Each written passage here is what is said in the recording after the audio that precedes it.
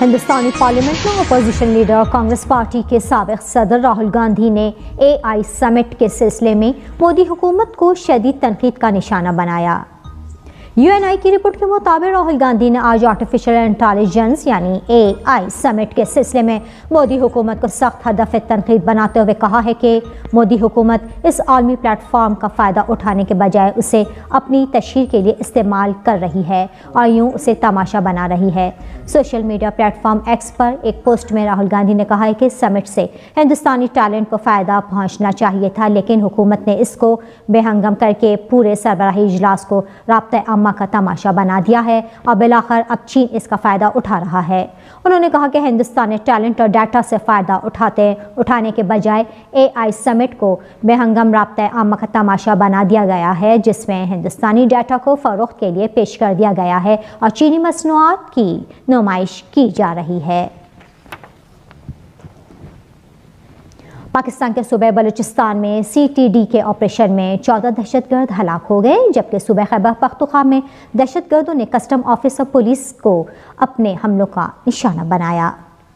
پاکستانی ذرائع کے مطابق CTD نے کوئٹہ کے علاقے درخشاں میں کارروائی کرتے ہوئے 8 دہشت گردوں کو ہلاک کیا، جبکہ بارکھان کے علاقے میں بھی فائرنگ کے تبادلے میں 6 دہشت گرد ہلاک ہوئے۔ فائرنگ کے تبادلے میں CTD کے 3 اہلکار بھی زخمی ہوئے ہیں۔ ہلاک ہونے والے دہشت گردوں سے اسلحہ و گولہ بارود برآمد کیا گیا ہے۔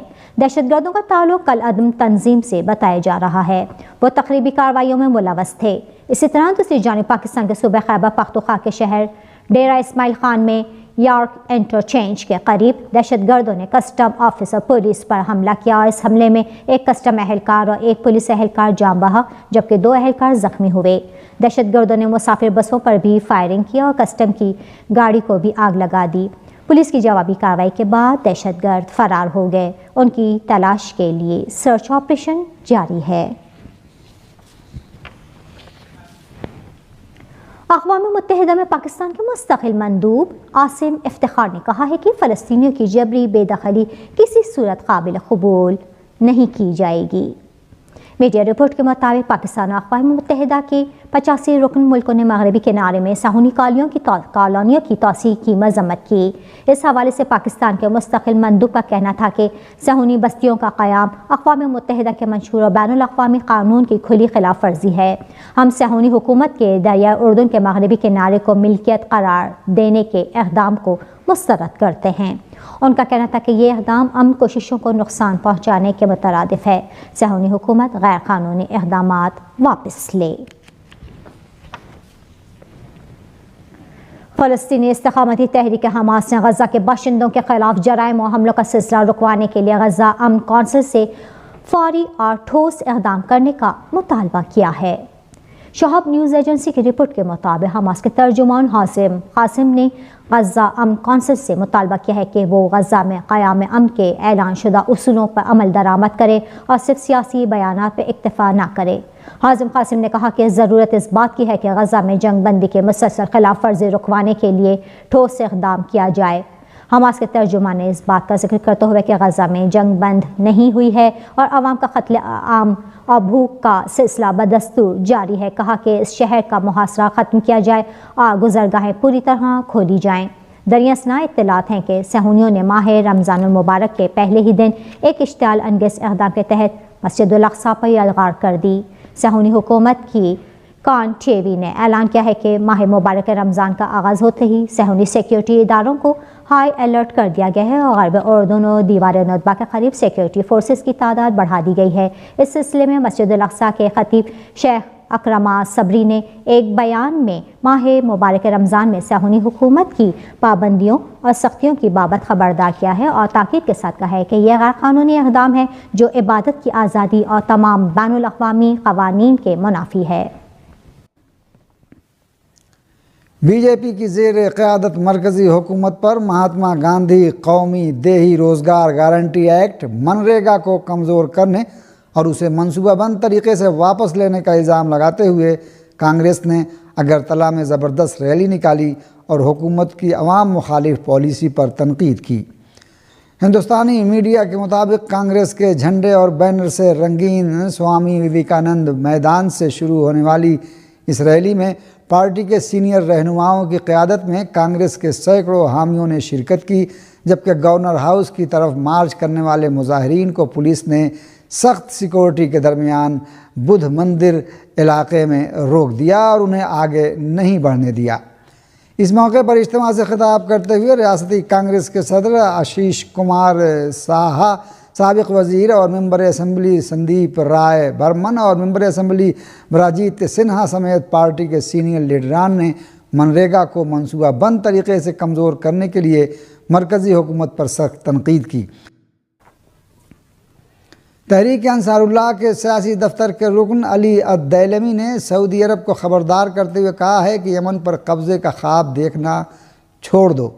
یمن کی تحریک انصار اللہ کے سیاسی دفتر کے رکن علی الدیلمی نے سعودی عرب کو خبردار کرتے ہوئے کہا ہے کہ ریاض کی جانب سے یمن کے خلاف معاندانہ اقدامات نہ صرف بدستور جاری ہیں بلکہ ان میں شدت آتی جا رہی ہے۔ الدیلمی نے کہا کہ سعودی حکام اب بھی یمن پر غلبے کے وہم میں مبتلا ہیں۔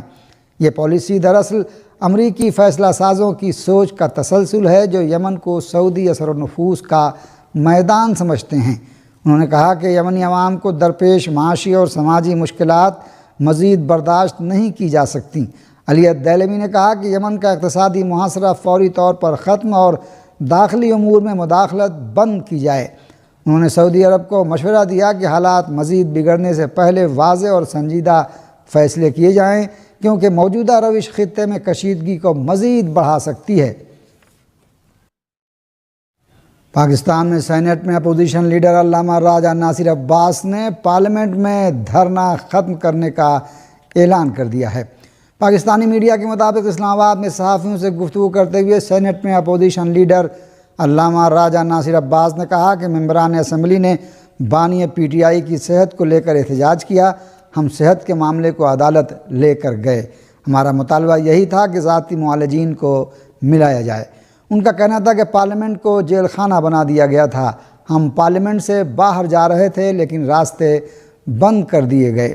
احتجاج کے بارے میں گفتگو کرتے ہوئے علامہ راجہ ناصر عباس نے کہا کہ ہم نے اسی لیے احتجاج کیا کہ ذاتی معالجین کو بانی تک رسائی دی جائے۔ انہوں نے بانی پی ٹی آئی کی آنکھوں کی بہتری کی امید ظاہر کرتے ہوئے مطالبہ کیا کہ انہیں شفا انٹرنیشنل منتقل کیا جائے۔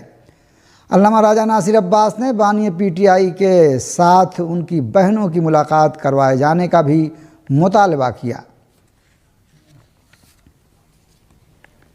ٹی20 ورلڈ کپ کے اہم میچ میں پاکستان نے نامیبیا کو 102 رنز سے شکست دے کر سپر 8 مرحلے کے لیے کوالیفائی کر لیا۔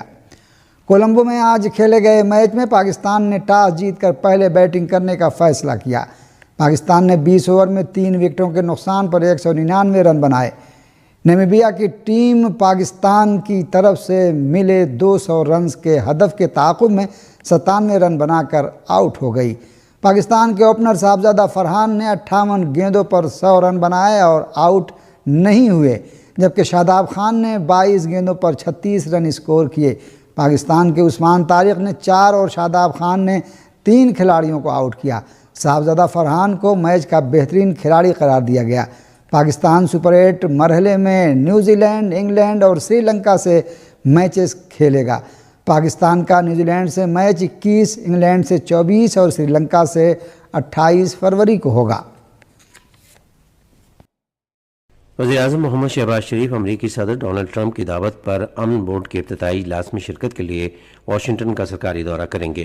وزیراعظم امریکہ کی اعلیٰ قیادت اور اجلاس میں شریک اپنے دیگر ہم منصبوں سے بھی تبادلہ خیال کریں گے۔ اس موقع پر دو طرفہ امور اور باہمی دلچسپی کے عالمی معاملات زیر غور آئیں گے۔ نائب وزیر اعظم اور وزیر خارجہ محمد اسحاق ڈار نے فلسطینیوں کے لیے پاکستان کی غیر متزلزل حمایت کا اظہار کیا ہے۔ وہ نیو یارک میں فلسطین کی صورتحال کے بارے میں ہونے والے اقوام متحدہ کی سلامتی کونسل کے اجلاس سے خطاب کر رہے تھے۔ نائب وزیر اعظم نے کہا کہ پاکستان فلسطینی عوام کے منصفانہ حق خود ارادیت، وقار اور آزادی کے حصول کی جدوجہد میں ان کے ساتھ کھڑا ہے۔ اسحاق ڈار نے کہا کہ پاکستان جنگ کی مستقل روک تھام اور مسئلہ فلسطین کے منصفانہ حل کے لیے سفارتی کوششوں میں بھرپور شرکت کر رہا ہے۔ انہوں نے کہا کہ پاکستان امریکی صدر ڈونلڈ ٹرمپ کی قیادت میں جاری امن کوششوں کو بھی قدر کی نگاہ سے دیکھتا ہے۔ انہوں نے کہا کہ اسرائیل کی جانب سے جنگ بندی کی مستقل خلاف ورزیوں اور مقبوضہ فلسطینی علاقوں کے انضمام کی کوششوں اور غیر قانونی اقدامات سے ان کوششوں کو نقصان پہنچ رہا ہے اور منصفانہ اور پائیدار امن کے امکانات کو خطرے کا سامنا ہے۔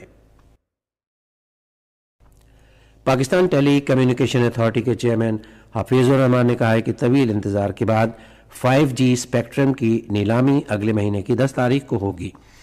اسلام آباد میں ذرائع ابلاغ کے نمائندوں سے گفتگو کرتے ہوئے انہوں نے کہا کہ ڈیجیٹل پاکستان ویژن کے حصول اور ڈیجیٹل ادائیگیوں پر مبنی معیشت کے فروغ کے لیے بہتر اور تیز انٹرنیٹ ضروری ہے۔ وزیر اعلیٰ بلوچستان میر سرفراز بگٹی نے لیوس فورس کو محکمہ پولیس میں ضم کرنے کے بعد صوبائی پولیس فورس کو مستحکم بنانے کے لیے وسیع تر اصلاحات کرنے کی ہدایت کی ہے۔ کوئٹہ میں اعلیٰ سطح کے ایک جائزہ اجلاس کی صدارت کرتے ہوئے انہوں نے ڈویژنل اور ضلعی سطح پر پولیس کے نئے انتظامی ڈھانچے کے قیام کا حکم دیا۔ ایران نے کہا ہے کہ امریکہ کے ساتھ اس کے بالواسطہ جوہری مذاکرات میں اہم پیش رفت ہوئی ہے۔ ایک بیان میں ایران کے وزیر خارجہ عباس عراقچی نے کہا کہ مذاکرات کے دوران مجوزہ معاہدے کے لیے راہ ہموار ہوئی ہے۔ خلیج خطے میں بڑھتی ہوئی کشیدگی کے دوران عمان کی ثالثی میں ہونے والے یہ مذاکرات جینیوا میں منعقد ہوئے۔ امریکی ریاست کیلیفورنیا کے پہاڑوں میں ایک بڑا برفانی تودہ گرنے سے 8 کوہ پیما ہلاک ہو گئے ہیں۔ یہ واقعہ اس وقت پیش آیا جب 15 کوہ پیماؤں کا ایک گروپ برفانی تودے کی زد میں آ گیا۔ فلمی اداکار آغا تالش کی آج 28ویں برسی منائی جا رہی ہے۔ وہ 1926 میں لدھیانہ میں پیدا ہوئے۔ آغا تالش نے 450 سے زائد فلموں میں اپنی اداکاری کے جوہر دکھائے۔ فلم شہید میں ان کے کردار نے انہیں بہت شہرت دلائی۔ انہوں نے فلم امراؤ جان اور زینت میں بطور نواب یادگار اداکاری کی۔ آغا تالش کو فلمی صنعت میں ان کی غیر معمولی خدمات پر تمغہ حسن کارکردگی سے نوازا گیا۔ وہ 1998 میں آج کے روز لاہور میں انتقال کر گئے۔ ICC T20 عالمی کرکٹ کپ میں آج 3 میچ کھیلے جائیں گے۔ پہلا میچ کولکتہ کے ایڈن گارڈن سٹیڈیم میں اٹلی اور ویسٹ انڈیز کے درمیان کھیلا جائے گا۔ میچ دن 10:30 بجے شروع ہوگا۔ دوسرے میچ میں سری لنکا اور زمبابوے کولمبو میں مد مقابل ہوں گے، جو دوپہر 2:30 بجے شروع ہوگا، جبکہ تیسرا میچ چنائی میں افغانستان اور کینیڈا کی ٹیموں کے درمیان کھیلا جائے گا۔ یہ میچ شام 6:30 بجے شروع ہوگا۔ موسم۔ محکمہ موسمیات کی پیشگوئی کے مطابق آئندہ 12 گھنٹوں کے دوران ملک کے بیشتر حصوں میں موسم سرد اور خشک رہنے کا امکان ہے۔ آج صبح ریکارڈ کیا گیا بعض بڑے شہروں کا درجہ حرارت: Islamabad 9 degree centigrade, Lahore 15، Karachi 22، Peshawar اور مظفر آباد 10، کوئٹہ 5، جبکہ گلگت اور مری 4 ڈگری سینٹی گریڈ۔ محکمہ موسمیات کی پیشگوئی کے مطابق سری نگر، جموں، پلوامہ، اننت ناگ، شوپیاں اور بارہمولہ میں موسم سرد اور خشک، جبکہ لیہ میں شدید سرد اور خشک رہنے کی توقع ہے۔ آج صبح ریکارڈ کیا گیا درجہ حرارت سری نگر، شوپیاں اور بارہمولہ میں 1 degree centigrade, Jammu 11، Leh -8، جبکہ پلوامہ اور اننت ناگ میں 2 ڈگری سینٹی گریڈ۔